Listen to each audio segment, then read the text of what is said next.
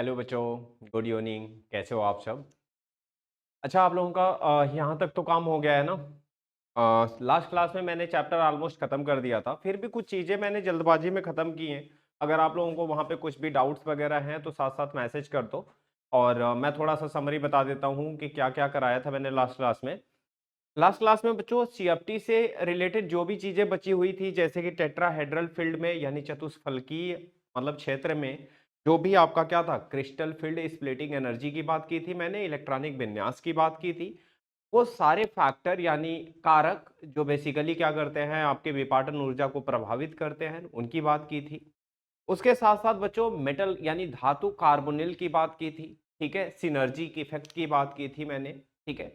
और उससे रिलेटेड जो भी चीजें थी, एवं मैंने बात की थी अस्थायित्व की, संकुल के यानी स्टेबिलिटी ऑफ कॉम्प्लेक्स। ठीक है, उससे रिलेटेड जितनी भी चीजें थी मैंने वो कराई थी। तो उनमें जो भी आपका डाउट्स वगैरह रह गया है वो चीजें आप मैसेज कर दो, मैं साथ साथ दोबारा रिवाइज करवा दूंगा अगर ऐसा कुछ होगा तो। हाँ, आज के टॉपिक में आपका कुछ खास बचा नहीं है, संकुल यौगिकों का महत्व है। यहीं से एग्जाम में कभी कभी 1-2 नंबर के क्वेश्चंस आपके पूछे जाते हैं, तो 5 से 10 मिनट लगेगा मुझे इसे कवर करने में। और साथ साथ अपनी एनसीईआरटी बुक लेके बैठिएगा, ताकि मैं उसके कुछ इंपॉर्टेंट क्वेश्चंस आपके साथ डिस्कस भी करूंगा। और कुछ क्वेश्चन ऐसे जो एग्जाम पॉइंट ऑफ व्यू से बहुत जरूरी होते हैं उनकी भी बात करूंगा। ठीक है। और इसके साथ साथ आपका चैप्टर आज ये वाला खत्म भी हो जाएगा, और इसके बाद हम ऑर्गेनिक केमिस्ट्री स्टार्ट भी करेंगे। तो क्लास खत्म होने के साथ साथ मैं बताऊंगा कि ऑर्गेनिक केमिस्ट्री स्टार्ट करेंगे, क्या क्या करना है उसमें। लेकिन पहले मैं इसे खत्म कर लूं, ध्यान देना। अच्छा बच्चों, अगर यहाँ पे ध्यान दोगे बेसिक बेसिक चीजों पे, तो सबसे पहली बात आती है यहाँ पे क्या, इंपॉर्टेंस ऑफ कोऑर्डिनेशन कंपाउंड्स में जल की कठोरता का मापन। पहला यूज बच्चा यही रहता है क्या, कि जल की कठोरता मापी जाती है इसकी हेल्प से। कैसे बच्चों? ईडीटीए टाइट्रेशन द्वारा। यानी कोई भी ऐसा संकुल ले लेंगे, कोई भी ऐसा उप संयोजन यौगिक ले लेंगे जिसमें लिगैंड के तौर पे यानी धाता समूह के तौर पे क्या होगा, ईडीटीए होगा। इसी का यूज करते हैं, यानी जिससे अब आपको पता होना चाहिए कि जो आपकी जल की कठोरता होती है यानी हार्डनेस, वो कैल्शियम और मैग्नीशियम आयन की वजह से होती है। इसी का हमें क्या करना है, आकलन करना है। अब इसके लिए हम कोई भी कंपाउंड ले लेते हैं, जैसे कि कैल्शियम ईडीटीए या मैग्नीशियम ईडीटीए संकुल अस्थाई होते हैं। कठोरता कैल्शियम और मैग्नीशियम की वजह से होती है। बच्चों, जब भी हम क्या करेंगे, ईडीटीए का कोई भी उपसंयोजन यौगिक यूज करेंगे, तो जो आपका लिगैंड होता है वो आसानी से वहां पे प्रेजेंट, जो आपका क्या है सॉल्यूशन में उपस्थित आपका कैल्शियम और मैग्नीशियम आयन है, वो आराम से आपके केंद्रीय परमाणु को क्या करता है बच्चों, डिस्प्लेस कर देता है, विस्थापित कर देता है। और क्या बनाता है, कैल्शियम के साथ ईडीटीए बना लेता है या मैग्नीशियम के साथ ईडीटीए बना लेता है, जो कि बहुत ही अस्थाई संकुल होता है। ये जल में प्रेजेंट आयन या उपस्थित आयनों को लेके क्या होता है, कठोर यानी सॉलिड या फिर कह सकते हैं ठोस अवस्था में नीचे बैठने लगता है। ठीक है, यानी इस तरह से आपका जो वाटर में हार्डनेस थी इन आयनों की वजह से, ये आयन वहां से क्या हो जाते हैं, फिल्टर हो जाते हैं, खत्म हो जाते हैं। अच्छा, ध्यान देना। अगला है आपका गुणात्मक या मात्रात्मक विश्लेषण।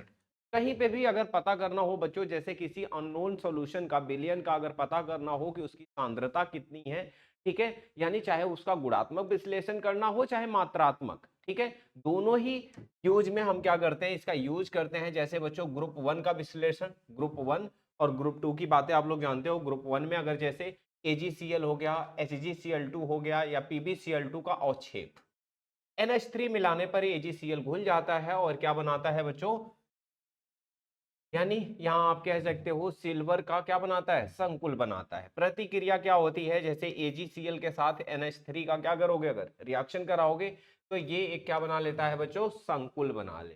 तो इस तरह से आप इनमें से इनका पता कर सकते हो। ग्रुप टू यानी बी की भी बात कर सकते हो, जैसे कोबाल्ट का परीक्षण करना हो बच्चों, तो यहाँ पे NH4CN द्वारा हम क्या कर सकते हैं बच्चों, कोबाल्ट आयन का पता लगा सकते हैं। अब किसी भी विलयन में अगर कोबाल्ट आयन है या नहीं है, हम उसका पता लगाने के लिए एक संकुल बनाते हैं। क्या करते हैं हम, वहां पे CNS डाल देते हैं। CNS जैसे ही डालेंगे बच्चों, कोबाल्ट के साथ ये क्या बना लेगा, संकुल बना लेगा, और नीले रंग का क्या देगा आपको, अवक्षेप। और जब नीला रंग बनेगा तो आप समझ जाते हो कि वहां पे क्या है, कोबाल्ट आयन आपका प्रेजेंट। इसी तरह से बच्चों कोबाल्ट का और भी तरीके से कर सकते हैं, जैसे पोटेशियम फेरो साइनाइड।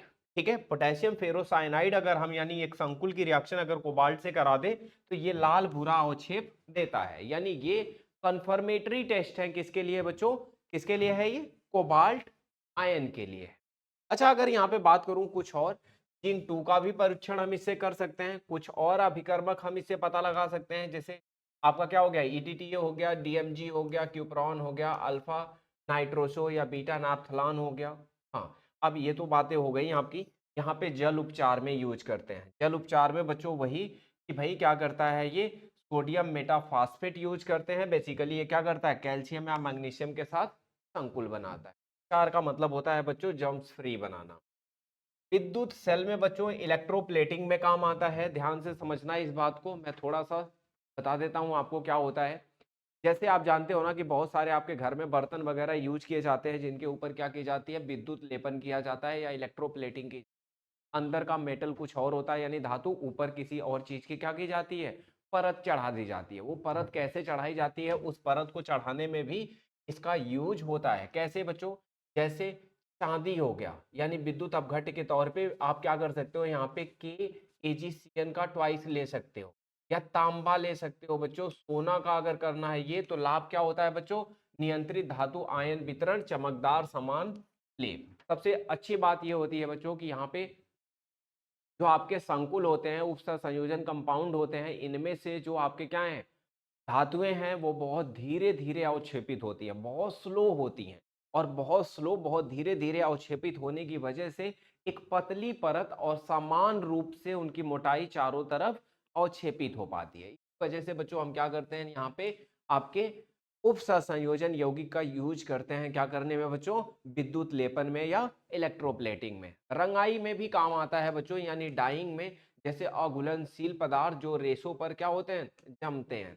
उदाहरण के तौर पे बच्चों FeOH का होल थ्राइस या एल्यूमिनियम का होल थ्राइस। कार्य क्या होता है बच्चों, रंग अणुओं के साथ संकुल बनाकर रेशों में अस्थायी रूप से रंग जमाते हैं। ठीक है बच्चों, तो ये जो आपके रंग के अणु होते हैं संकुल, उनके साथ ही क्या कर लेते हैं, संकुल बना लेते हैं। और संकुल बनाने के बाद क्या होता है ये बच्चों, आप जानते हो बहुत ही मतलब अस्थायी हो जाता है और उन रेशों में हमेशा के लिए क्या हो जाते हैं, जमा हो जाते हैं। ठीक है, तो एक तो ये यूज रहता है। अब यहाँ बच्चों ये वाला पोर्शन जरूर याद रखना, क्योंकि इसमें से कुछ ना कुछ आपसे जरूर पूछा जाएगा। जैसे जैविक महत्व, क्लोरोफिल, क्लोरोफिल बच्चों मैग्नीशियम का ही एक क्या होता है, उप सहसंयोजन यौगिक होता है। केंद्रीय धातु उसमें क्या होता है, मैग्नीशियम होता है। प्रकाश संश्लेषण में पौधों का क्या करता है, ये इस्तेमाल करता है। हीमोग्लोबिन बच्चों, हीमोग्लोबिन आयरन का ही एक उप सहसंयोजन यौगिक होता है, यानी Fe2+ प्रेजेंट होता है उसमें। और ये ऑक्सीजन वाहक होता है बच्चों। ये आप जानते हो कि आपकी बॉडी में या लंग्स में जो खून जाता है वो क्या करता है, ऑक्सीजन लेके आपके पूरे शरीर में पहुंचाता है। वो जो ऑक्सीजन लेके चलता है वो हीमोग्लोबिन होता है। और हीमोग्लोबिन बच्चों एक क्या है, आपका कॉम्प्लेक्स कंपाउंड है, एक आपका उप सहसंयोजन यौगिक है। किसका बच्चों, आयरन का। ठीक है, विटामिन B12 की बात करें बच्चों, वैसे नाम सुना होगा आप लोगों ने, ये कोबाल्ट का ही उप संयोजन यौगिक है बच्चों। रक्त निर्माण में बहुत ही महत्वपूर्ण भूमिका निभाता है। कार्बोक्सी पेप्टाइडेज की बात करो बच्चों, यहाँ पे ए, तो इसमें जिंक होता है बच्चों, ये एक तरह का एंजाइम है। कार्बोनिक एनहाइड्रेज की बात करो बच्चों, तो जिंक का आयन है इसमें और ये एक एंजाइम है। ठीक है बच्चों, ये जैविक महत्व वाला जरूर याद कर लेना। इस टेबल से एक आध क्वेश्चन आपका कभी कभी जरूर आता है बोर्ड एग्जाम में, आप ध्यान देना। इसके बाद अगर बात करूं बच्चों, धातु कर्मी प्रक्रियाओं में, जैसे सोना चांदी निष्कर्षण में बच्चों यूज किया जाता है। जैसे आपको जो चांदी होता है वो बेसिकली क्या होता है बच्चों, बहुत ज्यादा इम्प्योर फॉर्म में, किस फॉर्म में मिलता है, सल्फाइड के ओर में मिलता है। सल्फाइड का ही क्या रहता है ये बच्चों, अयस्क रहता है। अब जो सल्फाइड का अयस्क होगा उसके साथ सोडियम साइनाइड से रिएक्शन करा देते हैं, और बच्चों ये क्या बना लेता है, आपका एक तरह का क्या करता है, संकुल बना लेता है।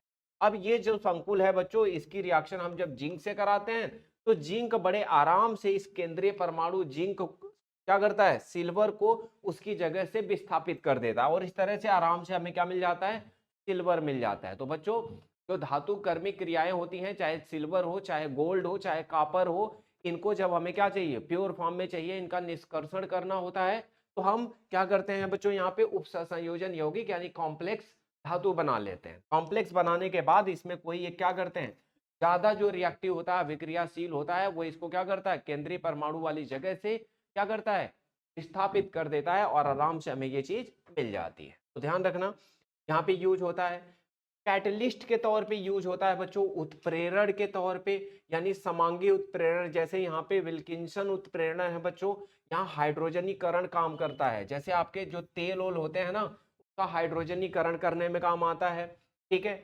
इसी तरह से विसमांगी उत्प्रेरण की बात करें तो जिगलर नाटा उत्प्रेरक की बात आप लोगों ने बहुत सुना होगा। वैसे ये क्या करता है बच्चों, बहुलकीकरण करने में यूज आता है। बहुलकीकरण अगर आपको नहीं पता है तो ध्यान रखना, जैसे आप घर में जो झिल्ली यूज करते हो, पॉलीथीन यूज करते हो, वो एक बच्चों बहुलक है। वो किसका बहुलक है बच्चों, एल्कीन का, पॉलीएथीन। पॉलीएथीन का ही क्या है बच्चों वो, यानी एथीन का वो क्या है, बहुलक है। एथीन का बहुलकीकरण करने में जिगलर नाटा कैटलिस्ट का यूज होता है, और वो एक तरह का क्या है बच्चों, आपका उपसंयोजन कंपाउंड है। चिकित्सा में बच्चों, हाँ चिकित्सा में भी बहुत ज्यादा यूज होता है, ये बहुत ही यूज है बच्चों। जैसे कैंसर चिकित्सा में बच्चों सिस्प्लेटिन का यूज होता है। क्या होता है बच्चों, सिस्प्लेटिन का। सबसे अच्छी बात क्या होती है बच्चों, सिस्प्लेटिन में ट्यूमर कोशिकाओं की वृद्धि को रोकता है। एक्चुअली में क्या होता है बच्चों यहाँ पे, कि जैसे ना लेड वगैरह जैसा, लेड वगैरह जैसी क्या होती हैं, बहुत सी टॉक्सिक चीजें जब आपके क्या होती हैं, ब्लड वगैरह में मिक्स हो जाती हैं, उसे रिमूव करने के लिए क्या करते हैं, ऐसे कॉम्प्लेक्स धातुएं आपकी बॉडी में डाली जाती हैं, और बड़े आराम से लेड जो क्या करता है, प्लैटिनम वगैरह को विस्थापित कर देता है। तो इस तरह से बच्चों आपकी बॉडी में क्या होगा कि प्लैटिनम को विस्थापित करके उसकी जगह क्या होगा, लेड चला जाएगा, और इस तरह से आपकी बॉडी से लेड क्या हो जाता है, रिमूव हो जाता है। ऐसे बहुत सारी चीजें हैं। जैसे कीलेट चिकित्सा में तांबा विषाक्तता यानी डी पेनिसिलिन यूज किया जाता है। लोहा विषाक्तता की जगह डी ऑक्सीम बी यूज किया जाता है। सीसा विषाक्तता की जगह ईडीटीए यूज किया जाता है। जैसा कि मैंने आपसे कहा कि ऐसे ही कई सारे धातुओं के कॉम्प्लेक्स ले लिए जाते हैं, और बहुत अच्छा सा मतलब है, ये जो आपका केंद्रीय परमाणु है, ये जो सीसा होता है वो बच्चों क्या होता है, लेड होता है। यह आराम से पीटी को क्या करता है, डिस्प्लेस कर देता है, या किसी जो कॉम्प्लेक्स को ये यूज करेंगे ईडीटीए का, उसको डिस्प्लेस कर देगा, और आपकी बॉडी से क्या हो जाएगा, यूरिन के फॉर्म में निकल जाता है। तो बहुत आसान से इसे क्या करते हैं, ट्रीट करने में काम आता है बच्चों। यहाँ पे मेटालोसिन समूहों में व्युत्पन्न या जैव चिकित्सक अनुप्रयोगों के लिए भी क्या करते हैं, हम यूज करते हैं। ये जो चीजें हैं स्लाइड से मैं यहाँ पीडीएफ डाल दूंगा, ये रटना है आपको। फोटोग्राफी में भी बच्चों यूज किया जाता है। जैसे आपने पढ़ा होगा, 10वीं में भी पढ़ा होगा कि AgBr black and white photography में क्या करते हैं, यूज करते हैं। ये वही है बच्चों, ये ब्लैक एंड व्हाइट फोटोग्राफी में क्या करते हैं, हाइपोविलियन आपका होता है Na2H2O3, इसी के साथ मिला देते हैं जब, तो ये क्या करता है, एक उपसंयोजन यौगिक बना लेता है, जिसमें से Br आपका निकल जाता है। ठीक है, प्रयोगशाला अभिकर्मक के तौर पे यूज होता है बच्चों, जैसे ईडीटीए हो गया, डीएमजी हो गया, ठीक है, ये इनके लिए यूज किया जाता है। ये तो हो गया आपका काम। अब बच्चों एक काम करो आप लोग फटाफट, ठीक है, जल्दी से एनसीईआरटी निकालो, और मैं आप लोगों से कुछ क्वेश्चन बताता हूं। आप लोगों के जो डाउट्स हैं वो फटाफट मैसेज करो, क्वेश्चन नंबर मैं डिस्कस करता हुआ चलता हूं। निकालो बैक एक्सरसाइज, जल्दी करो बच्चों।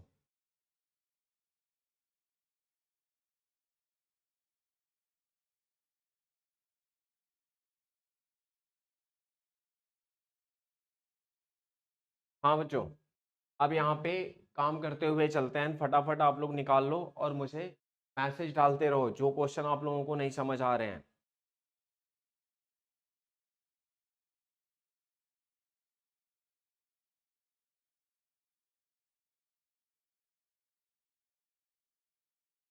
चलो बच्चों, एक एग्जाम्पल है, मैंने बोर्ड पे भी खोल रखा है, तो मैं चाहूँगा ये वाला क्वेश्चन कर लेते हैं। कभी कभी आपसे पूछा जाता है एग्जाम में। अगर आप लोगों को क्लियर विजिबल हो रहा है तो देखते रहना साथ साथ, और मुझे बताते रहना, ठीक है। अच्छा, यहाँ पे ध्यान से बताओगे क्या देख रखा है, देखो मैग्नीशियम, मैग्नीज है ये Mn, Br4 है, 2 माइनस है, कि केवल प्रचक्रण यानी चुंबकीय आघूर्ण का मान 5.9 बोर मैग्नेटान है। संकुल आयन की ज्यामिति बतानी है, संकुल आयन की ज्यामिति बतानी है, तो पहले तो आपको क्या करना होगा, आप ये बताओ मुझे कि इसका जो उप संयोजन संख्या यानी कोऑर्डिनेशन नंबर कितना है बच्चों, 4 है। कितना है बच्चों, 4 है, ठीक है। अब 4 है बच्चों, तो ये तो या तो क्या होगा, 4 होने पे कोऑर्डिनेशन नंबर 2 बताया है ना, या तो चतुष्फलकी sp3 होगा या तो dsp2 यानी क्या होगा, वर्ग समतलीय होगा। अब इन दोनों में से ही होगा। अब आपको ये चेक करना होगा कि यहाँ पे जो आपका चुंबकीय आघूर्ण है वो 5.9 है बच्चों, स्क्वायर रूट में होता है ना, 5.9 का मतलब 6 है, और इसका मतलब ये आएगा क्या, 36। बहुत ज्यादा अनपेयर्ड इलेक्ट्रॉन। वैसे तो मैं चाहूंगा कि आप इसे करके देख लो। देखो कैसे करोगे बच्चों, यहाँ पे होगा MnBr4 और यहाँ पे क्या हो जाएगा, 2 नेगेटिव। पहले तो मुझे बताओ ऑक्सीडेशन स्टेट निकाल के बताओ क्या हो जाएगा बच्चों। Mn का x कर दो, ये 4, और यहाँ पे 1 कर दो माइनस का, और यहाँ पे 2 माइनस का। x बराबर कितना हो जाएगा बच्चों, माइनस का 2 प्लस का 4, x बराबर हो जाएगा बच्चों 2। यानी क्या करना है आपको, Mn पे 2 प्लस। अब मैग्नीज है बच्चों, कॉन्फ़िगरेशन वैसे तो 25 का होता है, 25 का करते आप तो आता 3d5 और 4s2 आता है बच्चों, +2 है, 2 इलेक्ट्रॉन निकल गए, इसका मतलब 3d5 बच्चों, कितना बच्चों, 3d5। अच्छा ध्यान से समझना, 3d5 है बच्चों, तो यहाँ पे ध्यान से अगर समझोगे तो 5 इलेक्ट्रॉन है, और Br बच्चों कैसा है, SFL है या WFL है, यानी वीक फील्ड लिगैंड है बच्चों, दुर्बल लिगैंड है बच्चों। दुर्बल है तो क्या करेगा, पेयरिंग करवाएगा, नहीं करवा सकता। और अगर बच्चों पेयरिंग नहीं करवा सकता, इसका मतलब 5 इलेक्ट्रॉन आपको क्या करने हैं, वुंड रूल के बराबर ही भरने, वुंड रूल के हिसाब से 5 भरोगे तो 5 भर जाएंगे। अब बच्चों यहाँ पे आपका S बचेगा 4s, और इसके बाद का क्या बचेगा बच्चों, इसके बाद का बचेगा 4p। अब क्या करोगे बच्चों, 5 तो इसमें भर गए, तो आप एक लिगैंड यहाँ पे भेजोगे और 3 यहाँ पे, यानी आपके लिगैंड कौन कौन से हैं, Br है। अब जब 4 Br यहाँ पे लगाओगे तो इसका मतलब क्या हो गया कि भाई एक S और 3 P, क्या हो जाएगा बच्चों, sp जाएगा। sp3 कैसा होता है बच्चों, चतुष्फलकीय होता है। कैसा होता है बच्चों, चतुष्फलकीय होता है। तो ध्यान रहे ये कौन सा हो गया, चतुष्फलकीय। ऐसे ही पता लगाओगे। वैसे उन्होंने दे रखा है 5.9 bm दे रखा है, ये इक्वल होता है किसके बच्चों, n+2 के, समझ रहे हो। तो वैसे भी देखो 5.9 बोर मैग्नेटान है, बहुत ज्यादा मैग्नेटिक प्रॉपर्टी है। बहुत ज्यादा का मतलब है इसमें अनपेयर्ड इलेक्ट्रॉन आपके बहुत ज्यादा हैं, और अनपेयर्ड इलेक्ट्रॉन कैसे ज्यादा हो सकते हैं, जब आपके भाई क्या हो, नंबर ऑफ इलेक्ट्रॉन इतने, 5 अनपेयर्ड इलेक्ट्रॉन है, और 5 अनपेयर्ड इलेक्ट्रॉन का मतलब 5 हो जाएगा, और यहाँ 5 और 2 7, 35 हो जाएगा। और 35 का आपका क्या निकाला है, स्क्वायर रूट, वो कितना आया बच्चों, 5 10। ठीक है, इतनी बात समझ आ गई होगी। का क्या होगा, चतुष्फलकीय होगा। ये बात समझ आ गई। आप लोग अपने क्वेश्चन ढूंढते रहो, और जो मैं बता रहा हूँ वो देखते हुए चलो, जो आपको नहीं समझ आ रहा है वो मुझे बताते हुए चलो।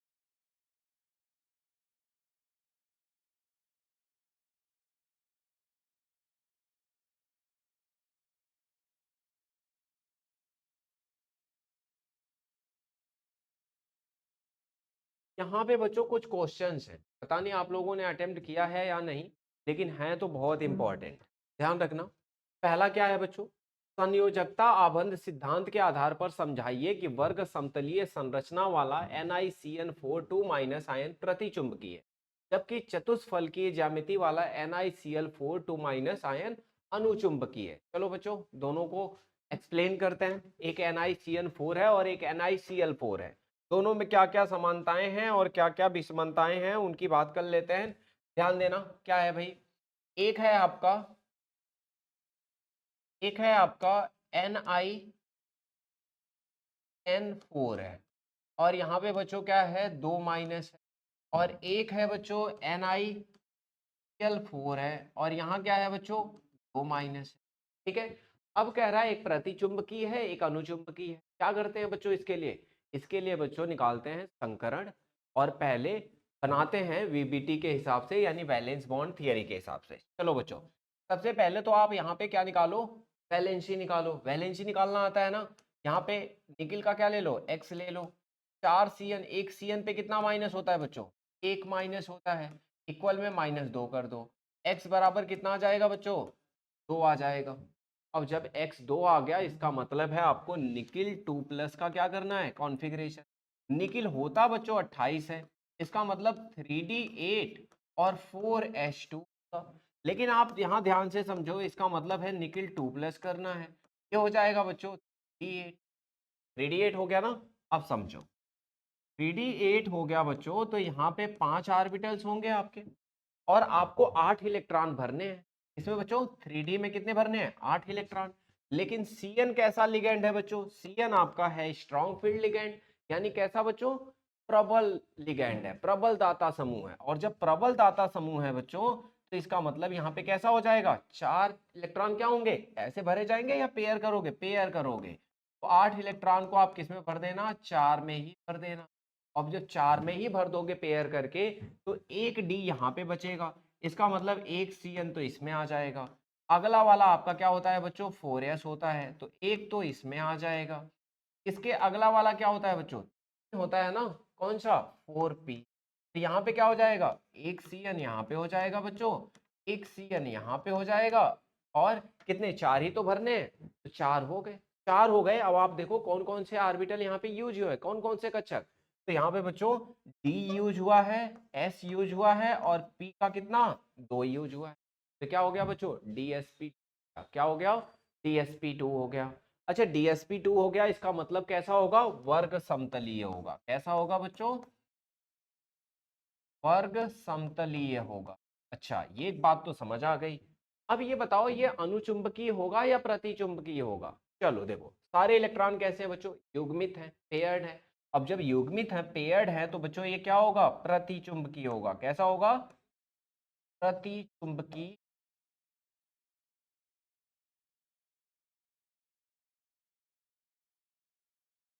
प्रतिचुंबकीय होगा बच्चों। अच्छा, अब समझाओ मुझे NiCl4। देखो क्वेश्चन तो यही था ना आपका, ध्यान से देख लो भाई। क्वेश्चन यही था ना कि आपका पहला वाला क्या है? प्रतिचुंबकीय है। दूसरा वाला क्या है? अनुचुंबकीय है। अब इसको भी देख लो बच्चों, ये तो आपको समझ आ गया होगा क्या करना है बच्चों। यहाँ जो आपने क्या किया है, सारे पेयर कर दिए हैं ना, आपको पेयर नहीं करना है। देखो ऑक्सीडेशन स्टेट यहाँ भी वही आएगी, निकिल 2+। कॉन्फ़िगरेशन क्या होगी? 3d8 ही होगी। 5 ऑर्बिटल होंगे आपके यहाँ पे भी। और लेकिन आपको भरना कैसे है? सब में एक एक इलेक्ट्रॉन भरना है पहले। 5 हो जाएगा, छठा यहाँ आ जाएगा, सातवां यहाँ, आठवां यहाँ। खाली एक भी नहीं रहेगा, क्योंकि ये कैसे हैं? दुर्बल लिगैंड है। दुर्बल लिगैंड पेयरिंग तो करवा नहीं पाता। इस वजह से इलेक्ट्रॉन आपको कहाँ भरना पड़ेगा? आगे भरना पड़ेगा। आपको 4 लिगैंड कहाँ भरने पड़ेंगे? एक S में और 3 P में भरने पड़ेंगे। और 3 P में भरोगे बच्चों, तो यहाँ पे क्या आ जाएगा? sp3 आ जाएगा। sp3 का मतलब क्या होगा? चतुष्फलकीय होगा। और चतुष्फलकीय होगा, और बच्चों इसमें क्या है? युग्मित इलेक्ट्रॉन, अयुग्मित इलेक्ट्रॉन है ना। कितने इलेक्ट्रॉन है अयुग्मित? 2 इलेक्ट्रॉन है। 2 इलेक्ट्रॉन अयुग्मित है, इसका मतलब ये क्या हो जाएगा बच्चों? अनुचुंबक हो जाएगा। ठीक है, ये कैसा हो जाएगा बच्चों? अनुचुंबकीय हो जाएगा। इतनी बात समझ आ रही है? तो ये तो हमारा क्वेश्चन हो गया। ये ही करना है आपको एग्जाम में, ऐसे ही क्वेश्चन आते हैं। अगला वाला भी ऐसा ही है, मैं कराऊंगा नहीं। NiCl4 अभी आपने देखा अनुचुंबकीय है, करा है मैंने। NiCO4 बच्चों प्रतिचुंबकीय है। फिर से CO4 आपका स्ट्रॉन्ग फील्ड लिगेंड है, पेयर कर देगा। सेम बात है, यही बात आपको वहां बतानी है। FeH2O का होल 6 और FeCN6 बच्चों, एक यहाँ पे कह रहा प्रबल अनुचुंबकीय है, एक कह रहा दुर्बल अनुचुंबकीय है। बच्चों एक में पेयर्ड हो जाएगा, युग्मित इलेक्ट्रॉनों की संख्या कम हो जाएगी, और जहां पेयरिंग नहीं होगी वहां युग्मित इलेक्ट्रॉनों की संख्या ज्यादा होगी। ये क्वेश्चन भी आप कर लोगे 9.7 भी। 9.8 में कह रहा है बच्चों कि CONH3 का होल 6 एक आंतरिक कक्षक यानी D2sp3 बनाता है। ये आपका जो है अगला वाला वो वाह्य कक्षक बनाता है, यानी sp3d2 बनाता है बच्चों। ये भी आपका सेम तरीके से करोगे, बस स्ट्रॉन्ग और वीक का एक में पेयरिंग होगी, एक में नहीं होगी। एक जगह D2sp3 बनाएगा, एक जगह sp3d2 बनाएगा। ये भी सेम तरीके से करोगे। वर्ग समतलीय PtCN4 ट्वाइस आयन में अयुग्मित इलेक्ट्रॉनों की संख्या बताइए। सेम बात करना है बच्चों, यहाँ पे भी आपको कुछ नया नहीं करना है। प्लैटिनम में भी आपको CN4 2- है ना, यहाँ पे भी आपको यही बताना है, अयुग्मित इलेक्ट्रॉनों की संख्या बताना है। क्रिस्टल क्षेत्र सिद्धांत को प्रयुक्त करते हुए समझाइए कि कैसे हेक्सा एक्वा मैग्नीज आयन में 5 अयुग्मित इलेक्ट्रॉन है, जबकि हेक्सा साइनो आयन में केवल एक ही अयुग्मित इलेक्ट्रॉन है। बच्चों यहाँ पे मैंगनीज है, Mn2 है। एक जगह हेक्सा एक्वा है और एक जगह बच्चों आपका क्या है? साइनो है। बात तो वही है, फिर भी मैं थोड़ा आपको बता देता हूँ। ठीक है, क्या कह रहा है बच्चों, एक जगह कह रहा है Mn है और यहाँ पे H2O का कुल 6 है बच्चों, और पूरे पे चार्ज आपका क्या है 2+ है। एक जगह बच्चों आपका Mn है और यहाँ पे N का क्या है 6 है बच्चों, और यहाँ पे क्या है आपका 4। अब आपसे कह रहा है यहाँ पे क्या बच्चों, यहाँ पे आपसे ये कह रहा है कि एक जगह यानी मैंगनीज हेक्सा एक्वा वाले में 5 अयुग्मित इलेक्ट्रॉन है और जबकि साइनो वाले में एक ही है। भाई यहाँ पे आपके 5 अयुग्मित इलेक्ट्रॉन है, यहाँ पे केवल एक है। भाई आप क्या करना, ऑक्सीडेशन स्टेट वैसे तो कह रखा ना +2 है, तो Mn 2+ का बताओ। Mn का तो वैसे जानते हो 3d5 4h2 होता है, यानी 5 इलेक्ट्रॉन है। 3d5 की कॉन्फ़िगरेशन कर। अब बच्चों ये वीक फील्ड लिगेंड है, तो आप जानते हो कि 5 इलेक्ट्रॉन इसमें भरे जाएंगे। कैसे भरे जाएंगे, 1 2 3 4 और 5, क्योंकि वीक फील्ड लिगेंड है, दुर्बल लिगेंड है, तो 5 ही भरे जाएंगे। यहाँ पे 3D हो जाएगा। अब आपके बच्चे 6 लिगेंड वो कहाँ कहाँ जाएंगे बच्चों, S में जाएंगे, 3 P में जाएंगे और 2 D में जाएंगे। यानी ये 4D हो जाएगा, ये 4P हो जाएगा, ये 4S हो जाएगा। इसका मतलब एक यहाँ पे, 3 यहाँ पे और 2 यहाँ पे, 6 भरे जाएंगे। क्या होगा, sp3d2 का बच्चों कैसा होगा, अष्टफल की होगा। लेकिन बच्चों यहाँ पे अयुग्मित इलेक्ट्रॉन देख रहे हो ना, कितने हैं, 5 हैं। अयुग्मित इलेक्ट्रॉन कितने हैं, 5 हैं। लेकिन यहीं आप साइनों में देखते हो तो सेम बात साइनों में भी करते। आपका यही 3d5 का ही तो बनाना है, लेकिन बच्चों 3d5 के साथ यहाँ क्या चक्कर आता, यहाँ पे चक्कर ये आता कि यहाँ पे इलेक्ट्रॉन क्या हो जाता, पेयर हो जाता। यहाँ पे क्या हो जाता है, इलेक्ट्रॉन पेयर। 5 इलेक्ट्रॉन है ना, तो 2 में तो 2 इलेक्ट्रॉन हो जाते, एक में एक ही इलेक्ट्रॉन होता। खाली कितने होते, 2 होते। यहाँ पे आपका क्या आ जाता, 2 लिगेंड यहाँ जाते, एक 4s में आ जाता, यहाँ 3d हो जाता, और 3 कहाँ चले जाते, 4p में चले जाते। यहाँ क्या आता है बच्चों, s, यहाँ पे क्या आता है आपका, यहाँ पे आता D2sp3, अष्टफल की ये भी होता है बच्चों, लेकिन ये आंतरिक चक्रण वाला कॉम्प्लेक्स बनाता, संकुल बनाता, और यहाँ पे आपके क्या है, एक ही अनपेयर्ड इलेक्ट्रॉन है जो कि आप देख रहे हो। यही बात आपसे पूछ रहा है, और आपको ऐसे ही कॉन्फ़िगरेशन करके ये चीज आपको क्या करनी हो। क्या ये बात समझ आ रही है आप लोगों को, खुशी, हर्षित, किसी को दिक्कत बच्चों।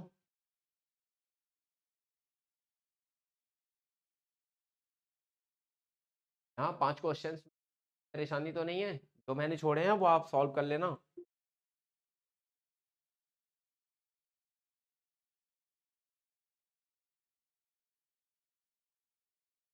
ठीक है, अब जो यहाँ पे थोड़े और क्वेश्चंस देख लेते हैं क्या है। देखो बच्चों यहाँ पे क्या है, यहाँ पे कह रहा है कॉपर है।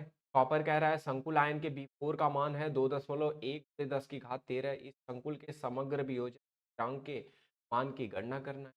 मान की गणना करना है बच्चों, यहाँ पे 2.1 है, वियोजन स्थिरांक की गणना करना है बच्चों, तो ये क्या है आपका B4 है ना।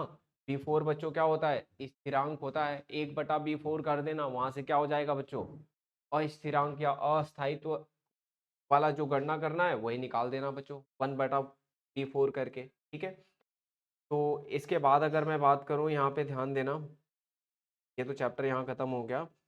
हाँ, इसमें कुछ बैक एक्सरसाइज के क्वेश्चंस हैं, वो चेक कर लेते हैं। चलो देखो बच्चों, मैं थोड़ा फास्ट फॉरवर्ड करूंगा, जो चीज़ें आपके नोट्स में से हैं वो नोट्स में से कर लेना, और जो चीज़ें जैसे नहीं समझ आएगी मुझे बोलते हुए चलना। जैसे वर्नर की अभिधारणाओं के आधार पर उपसर्ग संयोजन यौगिकों में आबंधन को समझाइए। वर्नर थियरी में बच्चों 2-3 सिद्धांत लिखे हैं, एक तो प्राथमिक संयोजकता, एक तो द्वितीयक संयोजकता। ठीक है, वही दोनों आप वहां से थियरी से उठा लेना और वही बात यहाँ पे समझा देना वर्नर में।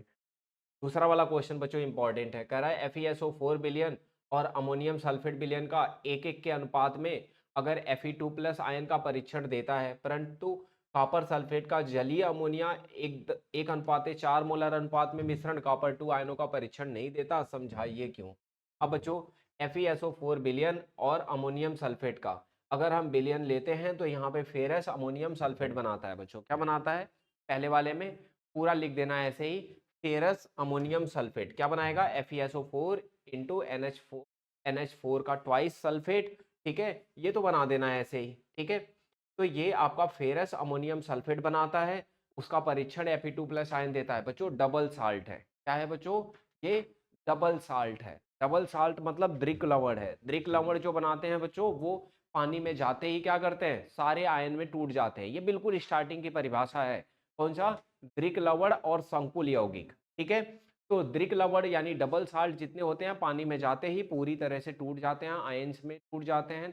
इनको हम क्या बोलते हैं? दृक लवण बोलते हैं। और पहले वाले में आपका क्या है? दृक लवण बन रहा है, इसलिए Fe2+ का परीक्षण देगा।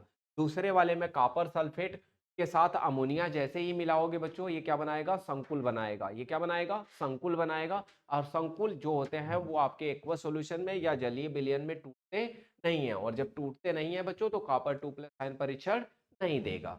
ये बात ध्यान रखना। अगले वाले में कह रहा है प्रत्येक के उदाहरण देते हुए निम्नलिखित को समझाइए। समन्वय समूह, लिगैंड, उपसंयोजन संख्या, उपसंयोजन बहुलक, होमोलेप्टिक, हेट्रोलेप्टिक, इन सब चीजों को समझाना। बहुत छोटे छोटे बात कर रहा है बच्चों। लिगैंड क्या होते हैं वो बता देना, उपसंयोजन संख्या यानी कोऑर्डिनेशन नंबर क्या होता है वो बताना है, और बहुफलक क्या होता है यानी वही चतुष्फलकी अष्टफलकी ये सब समझाना है। होमोलेप्टिक और हेट्रोलेप्टिक जानते हो बच्चों, जब सारे लिगैंड दाता समूह एक ही टाइप के हों तो होमोलेप्टिक, डिफरेंट टाइप के हो तो हेट्रोलेप्टिक। ये बात समझानी है आप। एक दंतुर, द्विदंतुर और उभय दंतुर लिगैंड से क्या तात्पर्य है, प्रत्येक के उदाहरण देना है। ये बच्चों सारा आप लोगों ने नोट्स बना रखा होगा, ये चीज यहाँ से लिख लेना। निम्नलिखित संयोजन सत्ता में धातुओं के ऑक्सीकरण अंक का उल्लेख कीजिए। इन सब बच्चों, इन सब में क्या करना है? ऑक्सीकरण संख्या निकालना है। मैं फिर से बता रहा हूं, मैं एक किसी का बता देता हूं। जैसे CO है, H2O है, CN है, EN का ट्वाइस है और ऊपर 2+ है। वैसे तो आप लोगों को मैंने समझाया हुआ है चीजें, लेकिन फिर भी मैं आपको एक का बता देता हूं। जैसे आपका यहाँ पे CO है, H2O है बच्चों, और यहाँ पे CN है, और इसके बाद आपका बच्चों यहाँ पे EN का ट्वाइस है और पूरे पे 2+ है, ठीक है। जब भी ऑक्सीकरण संख्या निकालनी होती है बच्चों, कोबाल्ट को X ले लेना, वाटर का 0 होता है, साइनाइड का -1 होता है, EN पे भी क्या होता है? 0 होता है, और इक्वल में 2 हो जाएगा। तो X बराबर क्या हो जाएगा? -1 उधर जाके बच्चों कितना हो जाएगा? 3 हो जाएगा। ऐसे क्या निकालते हैं? ऑक्सीकरण संख्या निकालते हैं। ऐसा करने के लिए आप एक बात और ध्यान देना, जितने भी लिगैंड दाता समूह मैंने लिखवाए हैं सबके ऊपर कितने चार्ज होते हैं वो आप रट डालना, नहीं तो बहुत परेशानी आएगी। आयुपैक नियमों के आधारित सूत्र लिखना है बच्चों। यहाँ पे टेट्रा हाइड्रोक्साइडो ऑक्सोजिंकेट 2 लिखा हुआ है बच्चों। अब मैं इसका थोड़ा सा बता देता हूं आपको। जैसे टेट्रा हाइड्रोक्साइड हाइड्रो ऑक्सोजिंकेट, ठीक है, टेट्रा है, हाइड्रो ऑक्सोजिंकेट है बच्चों यहाँ पे। तो इसका मतलब ये है यहाँ पे जिंकेट है ना, zincate 2, tetra hydro oxo zincate, हाँ जिंकेट 2 है। तो ये तो बच्चों क्या है आपका? जिंक है, और उसके साथ हाइड्रोक्साइड OH का क्या है? 4 है बच्चों, ठीक है। हाँ ये तो डायरेक्ट हो जाएगा। Hexaammine cobalt third sulphate, hexaammine cobalt third sulphate है बच्चों। अगर ऐसा कुछ हुआ तो ध्यान देना कैसे करोगे।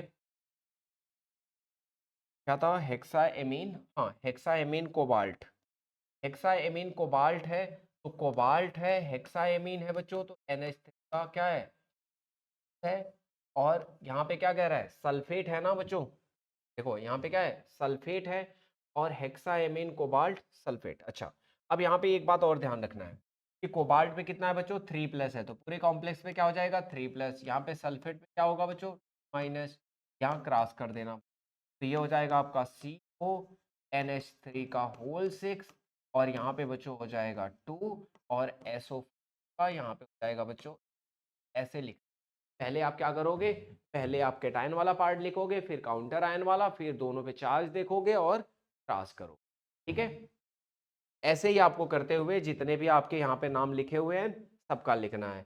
नीचे वालों में नाम लिखना है बच्चों, नाम, आईपैक नेम, इन सब चीज़ों में अगर आपको कहीं भी थोड़ी बहुत परेशानी आ रही होगी, क्वेश्चंस हैं, अच्छा क्वेश्चंस क्लियर नहीं हो रहे हैं बच्चों, तो मे भी थोड़ा परेशानी हो सकती है। तो मैं बता दूं, ये सारे जो क्वेश्चंस मैं डिस्कस कर रहा हूं अभी, जो आप लोगों से बात की मैंने आईपैक की, वो 9.6 है आपका बैक एक्सरसाइज से, और जो 9.7 है आपका आयुपैक नियमों के आधार पर निम्नलिखित को सूबे, तो नाम लिखना है आपको, ठीक है। और बच्चों यहाँ पे अगर मैं बात करूँ 9.8 तो उपसर्ग संयोजन यौगिकों के लिए संभावित विभिन्न प्रकार की समावयवताओं को सूचीबद्ध कीजिए तथा प्रत्येक का एक उदाहरण कीजिए। अब बच्चों उपसर्ग संयोजन यौगिकों के संभावित विभिन्न प्रकार की साम्यावस्थाओं को सूचीबद्ध कीजिए, प्रत्येक का एक उदाहरण दीजिए। उपसर्ग संयोजन यौगिक के साम्यावस्थाओं की कौन सी बात होती है, प्रकार के होते हैं। पद का मतलब वो एक संरचनात्मक और कौन सा बच्चों, ज्यामिति वाला। हाँ, बोर्ड पे क्लियर नहीं दिख रहा है। बोर्ड पे बच्चों वो ना पीडीएफ का थोड़ा होगा पंगा, ठीक है। तो मैंने जो क्वेश्चंस आप लोगों ने डिस्कस किए हैं बस उसी पे आप थोड़ा सा ध्यान, और ये नहीं दिख रहा है तो कोई बात नहीं, मैं जो क्वेश्चन नंबर बोल रहा हूँ वो क्वेश्चन नंबर आप अपने बुक में देखते रहिए और बाकी तो चीज़ें आपको अपीयर होगी, ठीक है। और एक बात और, मैं बहुत ज़्यादा बात नहीं करूँगा इसमें, वैसे तो आप लोगों को बहुत सारी चीज़ें पता है। जैसे बच्चों एक चीज़ मैं इसमें आपको और बताऊंगा, एक तो है बच्चों आपका यहाँ पे निम्नलिखित के सभी समावयव ज्यामितीय या ध्रुवण की संरचना बनाइए। बच्चों 9.11 यानी 11वां क्वेश्चन अगर आप देखोगे तो जैसे वो है Cl2 है, En का ट्वाइस है। अब इसमें कह रहा है सभी आपके क्या करना है, समावयवों यानी ज्यामितीय व ध्रुवण की संरचना बनाना है। बच्चों संरचना बनाना है तो मैं आपको थोड़ा बता देता हूँ कि कैसे संरचना बनाई जाती है, ध्यान देना। जैसे बच्चों यहाँ पे CO है और यहाँ पे Cl2 है और En का क्या है बच्चों, ट्वाइस है, और यहाँ पे बच्चों क्या है आपका 2+ है।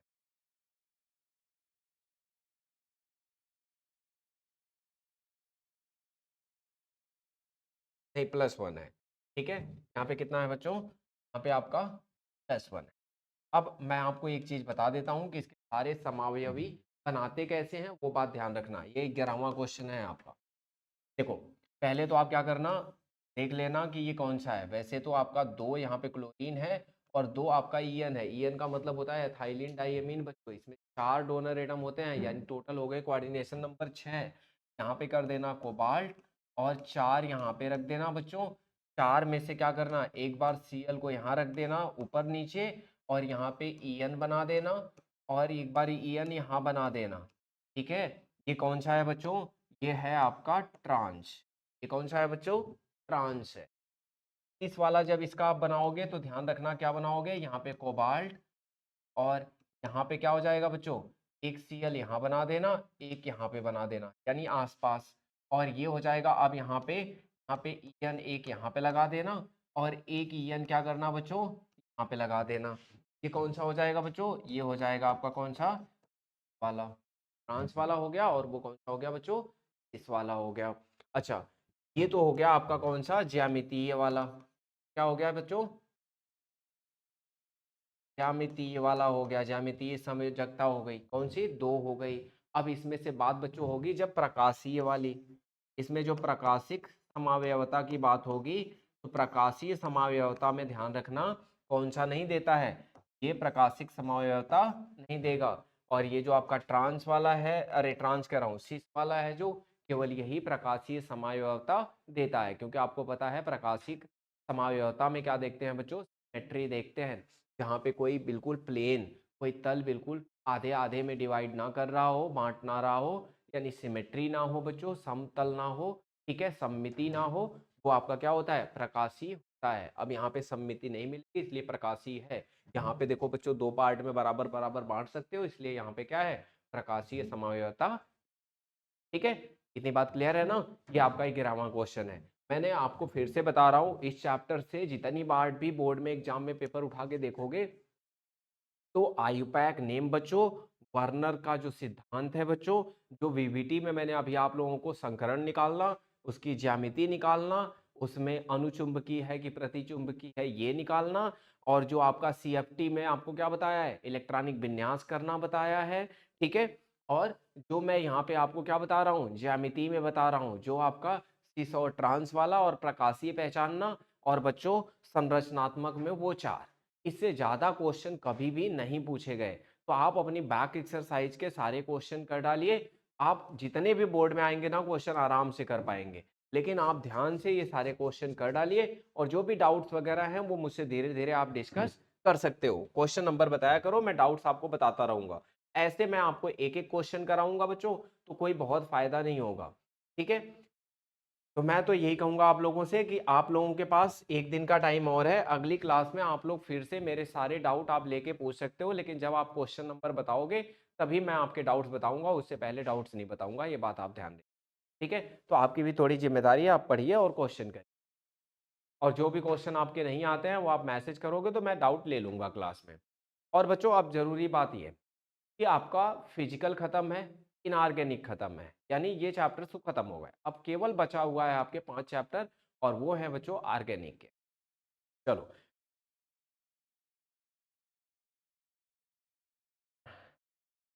बेटा आप पढ़ोगे ना सच में, और भी अच्छे मार्क्स आएँगे, और मैं चाहूँगा, मुझे भी तो यही चाहिए। अगर मैं आप लोगों को थोड़ी मेहनत करके और ऐसे पढ़ा रहा हूँ, शाम को अपनी क्लासेस लेने के बाद, चीज़ें करने के बाद, तो मैं यही उम्मीद करता हूँ कि आप लोगों के रिजल्ट ना बहुत अच्छे आएँ। ठीक है?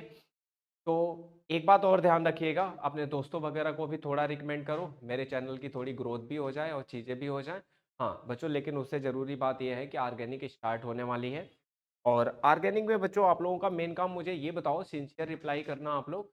पहले तो ये जानना है कि क्या आप लोगों को जो 11th में आप लोगों ने जीओसी पढ़ा है, जनरल ऑर्गेनिक केमिस्ट्री, जिसमें आईयूपैक होता है आपका, जिसमें समावयवता था, आइसोमर था, जिसमें बच्चों सारे आपके क्या पढ़े होंगे, आपने प्रभाव पढ़े होंगे, जैसे आपने हाइपर कंजुगेशन पढ़ा होगा, रेजोनेंस पढ़ा होगा बच्चों, इंडक्टिव इफेक्ट पढ़ा होगा, यानी उत्प्रेरण प्रभाव, है ना? ये सारी चीज़ें, तो क्या ये सब आप लोगों को बहुत अच्छे से आता है, या मुझे बेसिक कराने की ज़रूरत है 1-2 क्लास? अगर आप लोग जैसा बताओगे मैं वैसा कराता हुआ चलूँगा। अगर आप लोगों को 11th का आईपैक वगैरह अच्छे से नहीं आता है, आईपीएससी नियम-वयम, तो मैं वो चीज़ें पहले ही करा दूँ क्लास में, और अगर आप लोगों को आता है तो फिर टाइम खराब ना करूँ आगे। लेकिन सिंसियर रिप्लाई करना, क्योंकि मेरे को 5 चैप्टर ऑर्गेनिक का कराना है, और 5 चैप्टर ऑर्गेनिक का तभी पॉसिबल है बच्चों, जब आपको वो चीज़ें अच्छे से आती हों। क्लियर है सब? ठीक है। अगर क्लियर है बच्चों, तो फिर मैं अगली क्लास से आप लोगों का ऑर्गेनिक का पहला चैप्टर जो है आपका कौन-सा? हेलोएरीन और हेलोएल्केन। यही है ना? Haloalkane and haloarene. वो आपका स्टार्ट हो जाएगा क्लास। ठीक है?